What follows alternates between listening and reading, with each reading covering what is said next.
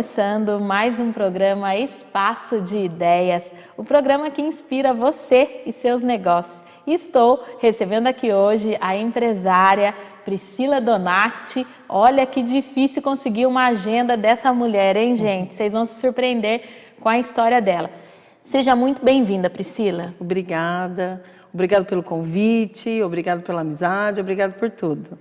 E antes dessa Priscila, empresária de sucesso, tem a outra Priscila. Lembra que a gente conta, todo mundo chega aqui e conta um pouquinho da sua história. Com a Priscila não vai ser diferente. Quem é a Priscila antes desse sucesso todo? É até engraçado, né, Fabi? Porque nós nos envolvemos tanto com a questão social, a questão do trabalho, a questão toda essa trajetória, e isso é tão... a gente ferve tanto que às vezes na questão do profissionalismo, na questão do envolvimento com o nosso trabalho, que às vezes a gente se pega. Quem é a Priscila? Quem é a Priscila Donati? Então, a Priscila Donati é uma mãe de 3 filhos, que eu tive filho muito cedo, então eu tenho um filho de 23 anos, tenho um filho de 15 anos e uma menina de 9 anos. Nós não vamos nem perguntar quantos anos ela tem, porque com essa cara de menininha, falar que tem um filho de 23, né? Nem sei fazer as contas aí. E é tão engraçado que ele fala assim, meu filho Mateus, né? Ele fala assim pra mim, mãe, eu não sei quem foi que te criou, se foi eu que te criei ou você que me criou. E é mais ou menos assim, né? Porque de repente você tem um filho com 16 anos e você se vê assim, perdida, você parece que vai morrer. Gente, não morre. Então, se você tá aí na mesa, tá aí assistindo, grávida com 16 anos, você não morre, você sobrevive e se você tiver metas e objetivos e você seguir uma linha reta, você consegue passar por tudo e ainda ter muito sucesso. Então, e eu vou dar as dicas de como eu consegui passar por essa transição, porque a vida da mulher é muito difícil, né, Fabi?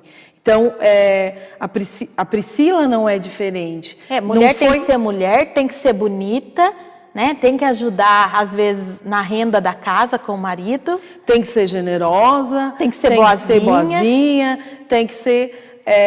então, são multifunções e versões que a mulher precisa...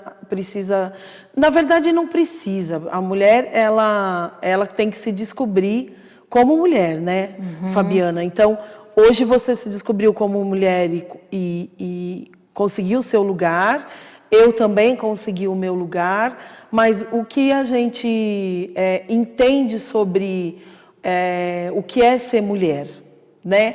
Então, voltando para a questão da Priscila, é tudo isso. Então, eu vim de São Paulo, da capital, do bairro da Saúde, e eu tive filho muito cedo. Lá você já trabalhava nessa época? Não, quando você veio de São Paulo, você trabalhava com o quê? Então, eu trabalhava numa loja de auxiliar administrativo. E aí eu estudava, e aí eu fazia cursinho, porque eu queria muito fazer técnico em enfermagem. Então, o meu sonho era fazer técnico em enfermagem e fazer enfermeira padrão. Eu queria ser enfermeira padrão. Então, na minha cabeça, estava tudo assim, certo? Eu ia fazer esse curso, cheguei a fazer no Senac, em São Paulo, né? Fiz no Senac e já estava fazendo as pesquisas para fazer a faculdade na época era São Camilo, ainda existe, lá no Ipiranga, essa faculdade, e eu não cheguei a fazer. Porque o meu marido, aí eu conheci o meu marido, né, que eu tinha eu trabalhava nessa loja, né, de auxiliar administrativo. Era uma loja que era uma fábrica, muito antiga, era a La Loba, era uma fábrica de roupas de lã. Olha só. E os donos eles são ainda, né, eles ainda existem, em frente à Igreja São Judas. Igreja São Judas Tadeu. Então, eu gostava muito de trabalhar lá, só que eu conheci o meu marido e fui morar fui morar em Guaratinguetá, porque meu marido era funcionário do Estado, e aí ele conseguiu uma vaga em Roseira, então ele intercalava a loja e a escola, que ele dava aula.